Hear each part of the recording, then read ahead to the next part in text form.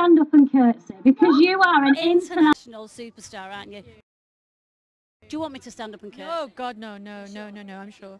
She's nice. This is good. How did it go out there? How was your performance? It was fantastic. I mean, out there, but everyone was just so warm. Everyone looked like they were having a really good time. Thank goodness for those lights on stage. So it feels a little warmer than it was this afternoon, strangely enough. And even with the rain, even with the inclement weather, I mean, it was worse last year. Really was? It didn't even happen last year? No, we got all the way up until As If We Never Said Goodbye, with Ruthie Henschel singing. And then they had to lead everyone back here into the green room. And then they said, we're done. So I didn't even get to sing. I got to sing at sound check, but that's it. And how do you all come together and rehearse? Because you're all superstars and you're all so busy. How do you get to rehearse? And everybody lives everywhere. I think when you know what you're singing, you have to take it upon yourself to rehearse on your own, to go through everything that you need to, so that by the time you get here and work together with everyone, you're prepared. You're not lost. And everyone was just on top of their game today. So, yeah. Now talk to us about, getting that role of Kim in Miss Saigon. You were just 18 years old, weren't you? And everyone felt like they knew you, I think, from that documentary. How did you feel? I was 17 when I got cast and 18 when we started rehearsal. And I think, people feel like because they've seen that documentary for like so often and it's out there, a lot of people from my country feel this certain connection and pride because, hey, it's one of our girls that got in, And until the new productions that are being staged, it's still these Filipino girls that are taken from the Philippines to do the role.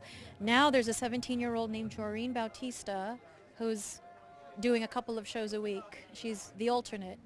And she's the one I got to see when I went to Birmingham to see the show. And she was just magnificent, I thought. She perfectly embodied that role, but did not in any way look or sound like a carbon copy of any previous production. It was all hers, but everything was right. And she was touching, and I felt myself tearing up at so many moments when she was on stage. And I met her in Manila before she left for the UK to start work on the show.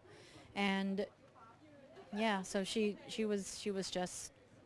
lovely, really lovely on that stage. And I'm going to have to mention the Disney princesses. I mean, you're the singing voice of two, not one people, two Disney princesses. My favourite is Jasmine, A Whole New World. I won't sing to you because you're amazing. You're singing that, aren't you? I'm singing that tonight with John Lee, who's sort of the Aladdin for the evening. And we were really also going to be singing it last year too. It never gets old, that song. And I've sung it pretty consistently since the release of that film a brilliant song. 1992, and now it's 2017, and still, it's incredible. I think you have a look at Jasmine. It's like this cartoon. She's like an animation. She's absolutely beautiful, even close up. You're absolutely beautiful. And did they take any of you for Jasmine? They did. So there we go. Yeah. Not for the character per se, but they had to videotape us during the recording to see our expressions, mouth, how we opened and closed and formed all the vowels and consonants for the song, and so everything was just right. The first time I saw it, though, it was really strange, because it was like, that's not my face singing that song, but it's my voice. And so it takes some getting used to. And by the time Mulan came out, it was fine. Well, I was about to say the second one is Mulan. I'm not ignoring Mulan. It's just I'm a fan of Jasmine. But yeah, so Mulan again. Do they not ever worry that they're going to obviously? Oh, people are like, oh, Mulan sounds very similar to Jasmine. There are a lot of people that have repeated characters, and it's fine. I mean, how Jasmine sounds is quite different from Mulan anyway. So even if people do make the connection, and it's not a secret as to who performs these voices for the films, and I think people just accept the convention with regards to these movies. And if you do a character, great. If you do another one, great. Yeah. And people don't necessarily go, oh, well, she sounds a little bit like yada, yada, yada. And your following on Twitter is humongous. Remind us how big it is on Twitter. It's about 4.6 million people. It's incredible. It's all over the world. It's pretty neat. Yeah. And do you ever take it for granted, or what do you get in the street? No, and I am aware of who follows. There's a lot of young people that do, so I try to watch what I say. I try to keep it very light, or if I say something, hopefully people will learn from it. If I say something about how to conduct oneself in this business, or be careful. For example, if you're getting flattered too much by whoever, you need people to always be able to tell you the truth and keep your feet on the ground. Or I'll tweet something like, oh, there's a big fly that just went through the window of my hotel room. Which we all need to hear anyway. Things like that, and just to keep it light and fun. And I also have an Instagram account and a Facebook account, so those three are kind of linked to one another. Yeah. And for anyone watching who wants to get into musical theatre, what advice would you give? Because you're like up there, aren't you? Train. Really? Yeah. Train.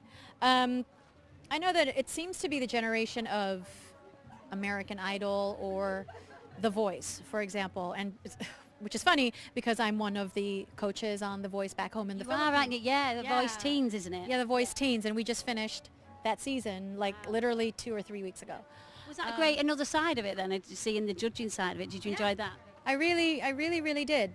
But the thing is, with these televised competitions and with how people tend to perform and with how people tend to sing, it's like, this is not always the way you're supposed to do it in actual performance. It's great for competition, to have that balls to the wall whenever you sing, but there's so much more to one's artistry.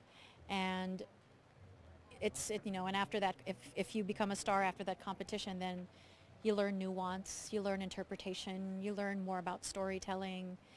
And there are so many wonderful schools here in the UK that if you ever get into one of those, your talent is honed and really channeled into something that will be quite formidable and at times lethal. I mean, just look at people like Tom Hiddleston and Benedict Cumberbatch, who are both incredibly well trained,